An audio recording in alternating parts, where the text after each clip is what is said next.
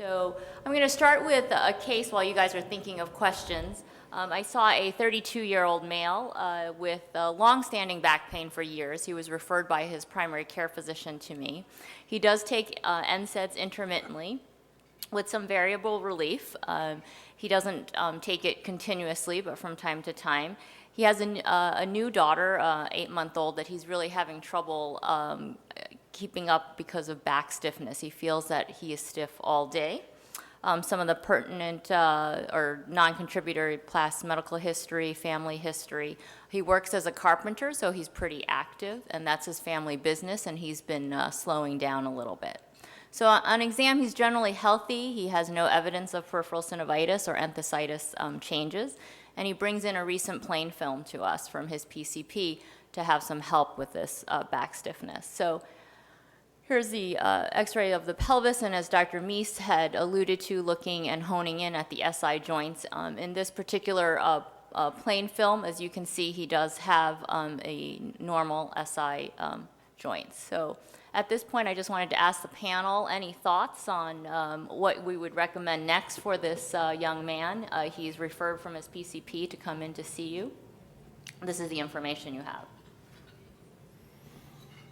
Filip? So we do have we have access to an MRI machine, I presume? We could if you would. Okay. Heck. Would you like one right away? Would you want to tell him anything else? So sure, I would. Can you go back a couple of slides? I'm going to just take a. Sure. What did you tell us about any eye history at all? No. So. Great question. He doesn't have a former history of any uveitis, iritis. So no history of uveitis. And I presume you've done a general other review of systems and it's all negative. Is that correct for SPA features? Of course, we're at the Cleveland Clinic. All review of systems Okay. is non-contributory. Not trying to trick you. All right. But very classic, I think, a person who comes in with back pain all day. Right.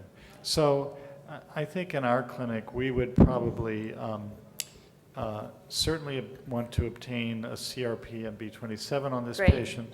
But I must admit, when I think through it algorithmically, we'd probably want to end up running an MRI. So we might start the process of getting him scheduled. Schedule an MRI, maybe get some blood tests. Yeah. Okay. Yep. So at this point, we had a little more history.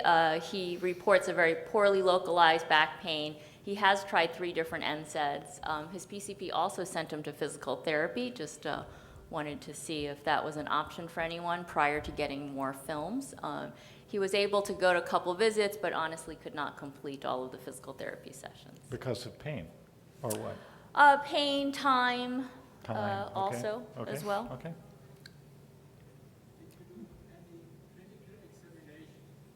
We did, and it was normal. He had good back flexion and normal shoulders.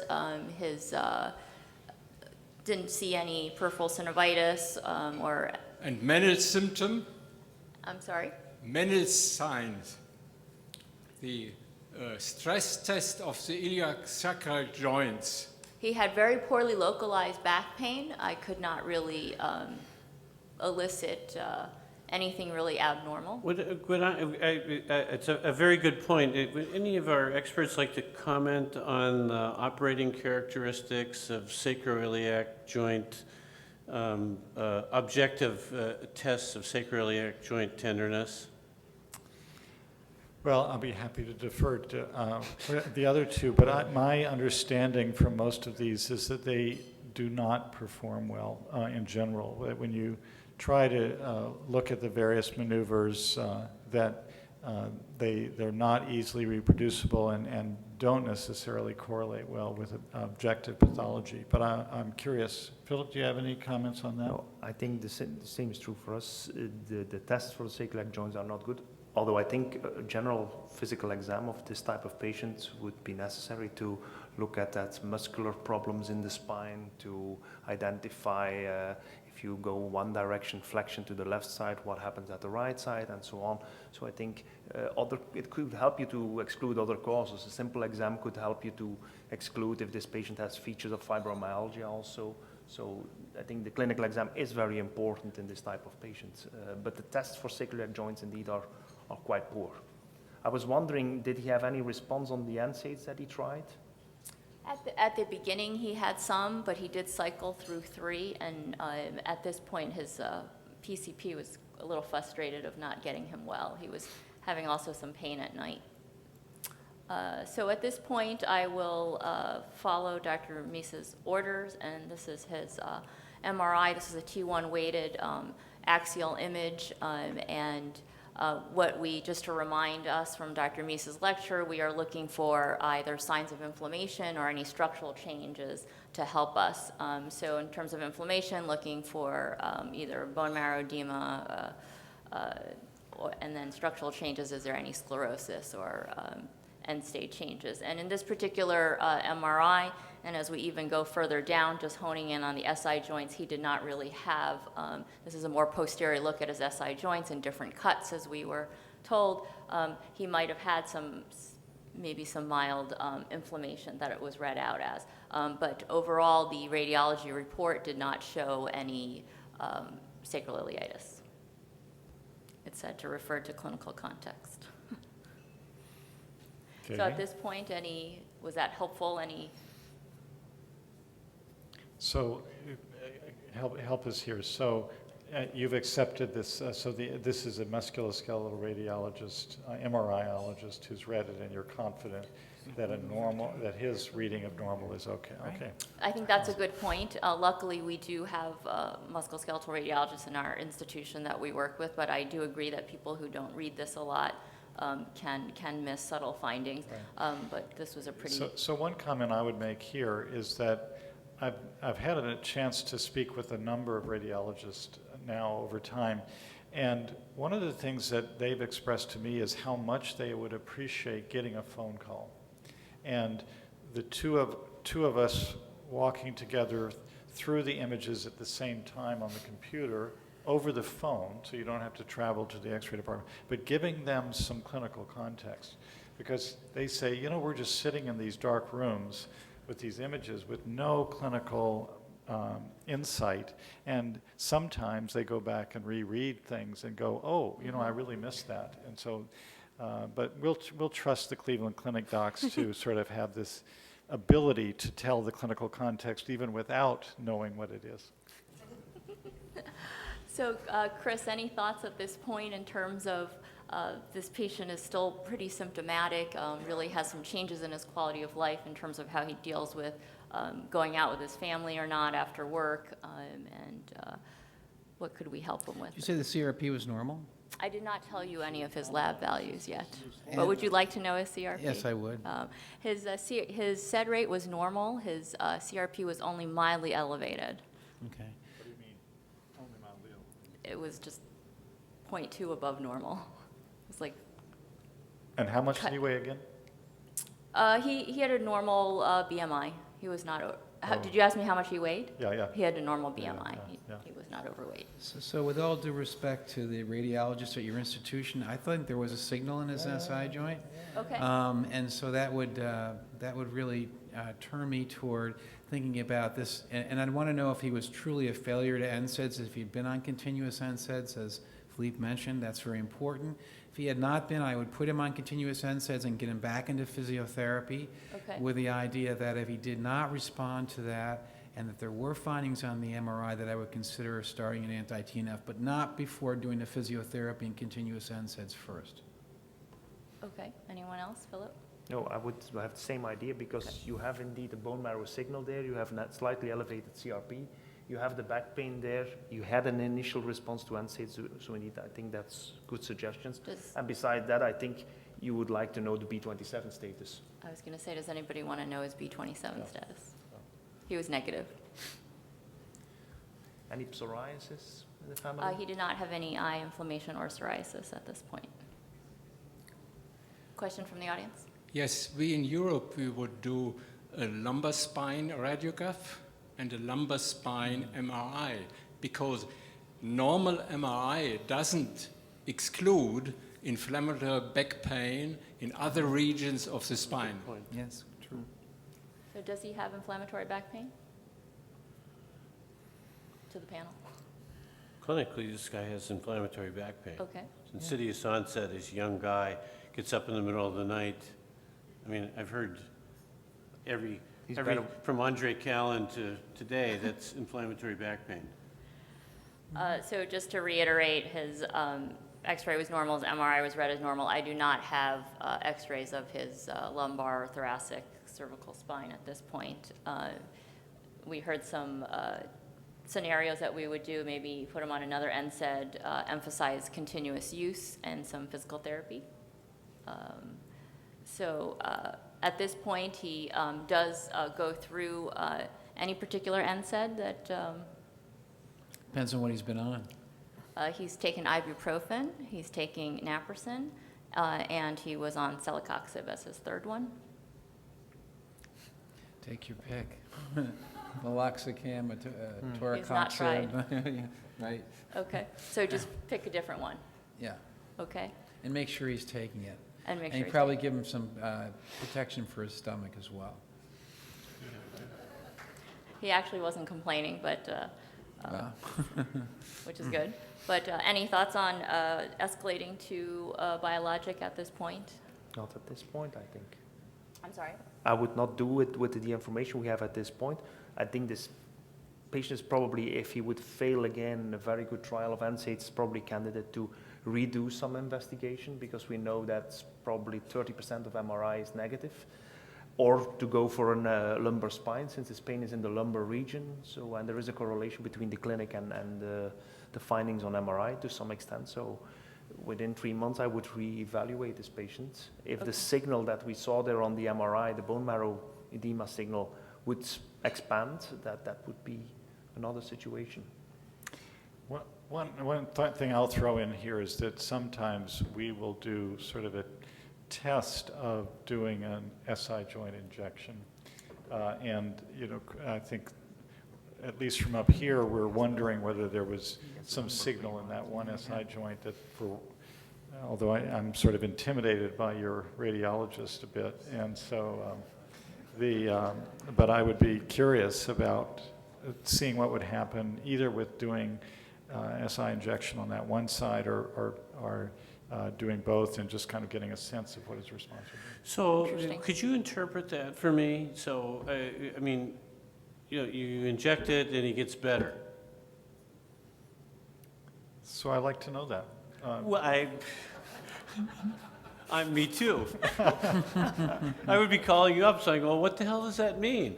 Or injected it and he didn't get better. I mean, what is it's just a test. And so what's the Right. post-test analysis of this, moving toward this diagnosis? So here we're out of the data range, and we're just simply going on what we do in practice. All right. Okay. And Oh, now I can relate to that. Yeah, and I think it would be most helpful to me if he didn't respond, then I'm going more in the direction of here's some psychogenic issues, there's some mechanical pain, et cetera, and I would probably be less inclined to go along the lines of a TNF trial.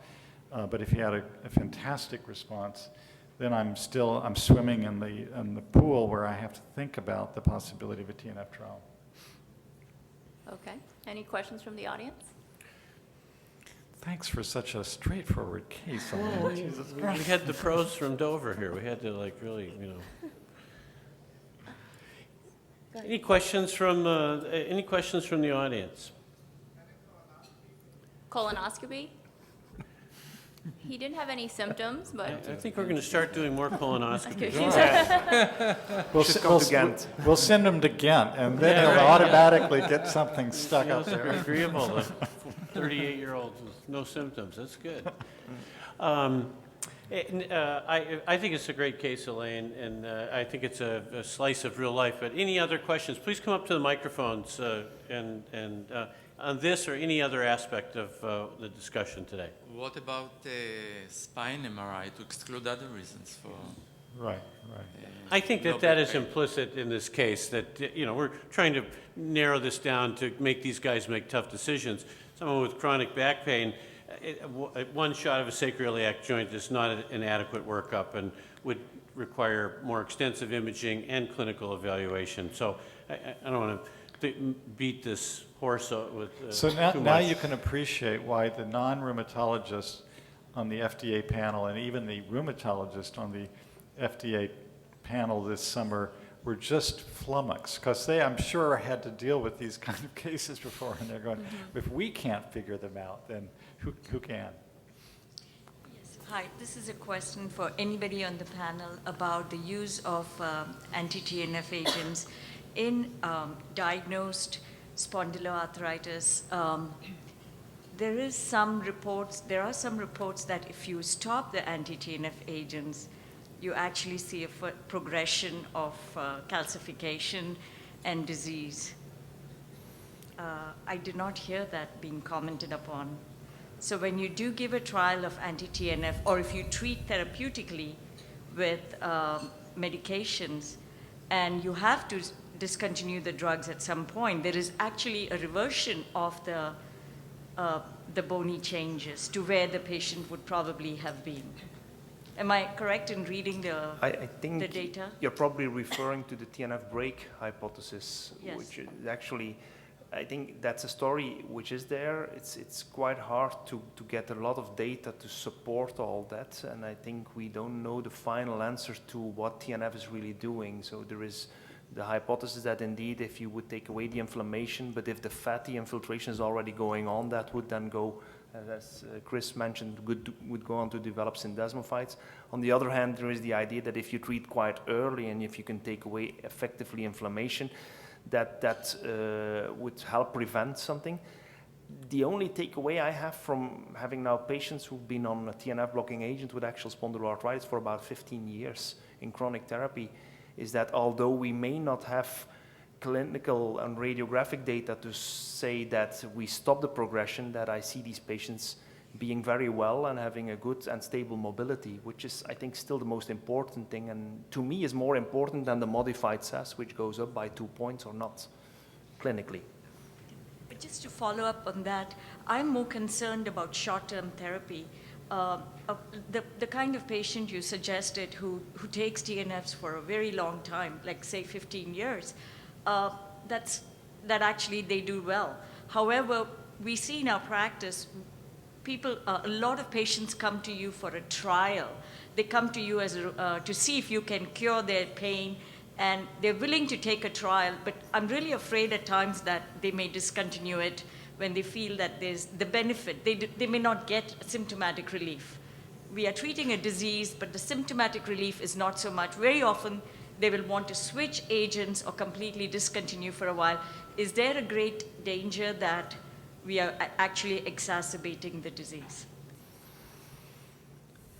Well, it's quite a difficult question because there is no good data, and actually I don't have any clinical practice experience with that type of trial because we're actually not allowed to do this type of trial unless we have a final diagnosis.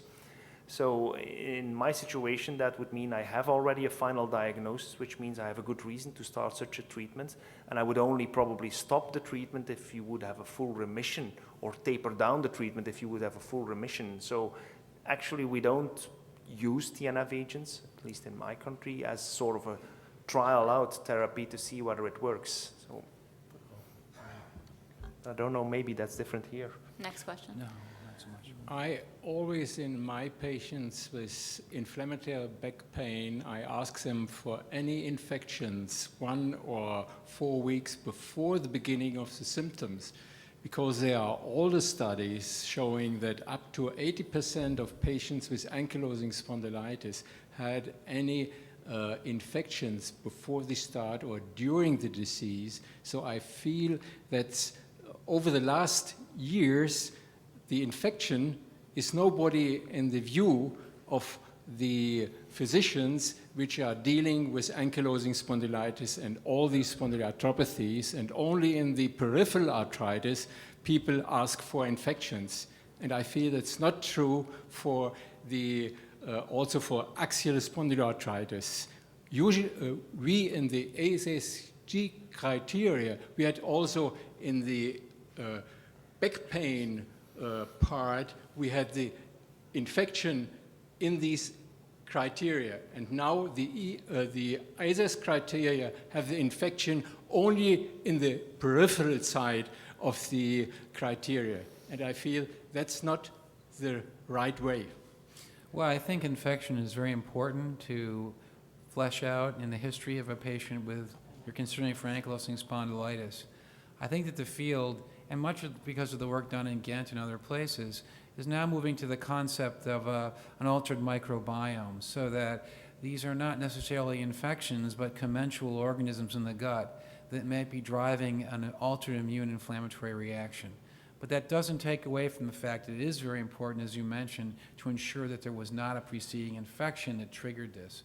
But I really think the microbiomal interactions are going to prove to be very important in this disease. Thank you.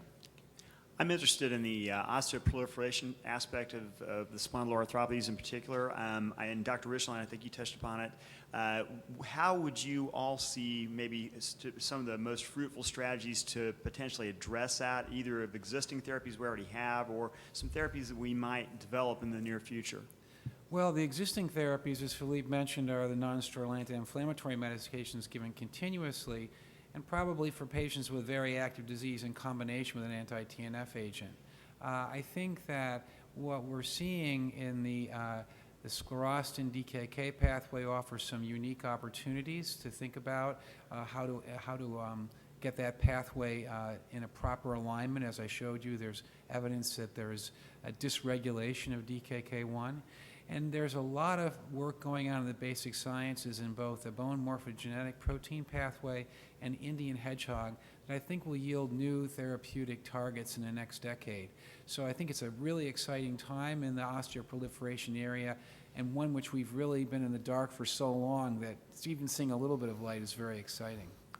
I'll add in a quick comment, which is, again, I think that it's appropriate for us to revisit the non-steroidal question, which we often shed non-steroidals once the patient has had a great response to anti-TNFs, but sometimes it's worth revisiting. And one bit of data that wasn't discussed this evening was the paper by Nigel Haroon from the Toronto group, who led a multi-center registry analysis of their data, which suggested that being on anti-TNF therapy did impede or inhibited syndesmoid progression. So that was a larger study, lots of patients observed over a longer period of time than can happen in the clinical trials. And it wasn't, and without the OASIS database issues. So I think there is a little bit of data there that makes us think that at least there may be a possibility that anti-TNFs can be helpful. Thank you. Last two questions. Hi, Howard K. We're seeing a lot of transitional patients from pediatric clinic, as well as people referred to us who really turn out to have a nonspecific spondyloarthropathy, but have a positive ANA, especially the kids who, and you look at the case, you go, no, this is spondyloarthropathy, and maybe the microbiome has something to say in regards to that. Right, I think that's a really good observation. And if you thought my discussion about classification was confusing, you should listen to a pediatric spondylologist talk about the classification criteria for juvenile disease. It's very complicated, but it includes those patients that are positive ANA yet have spondy features. So I think that's yet another kettle of fish. But I agree, we're seeing some of these patients that graduate to our clinics, and they're important to be sensitive to and take care of. Yep. Okay, thanks. Last question. I wanted to share and to hear your opinion about the classical patient that probably all of us know. Psoriatic patient is sent to you, and he complains about joint pains. And of course, a lot of them have a metabolic syndrome, and you check and you don't find arthritis, you don't find sacroiliitis.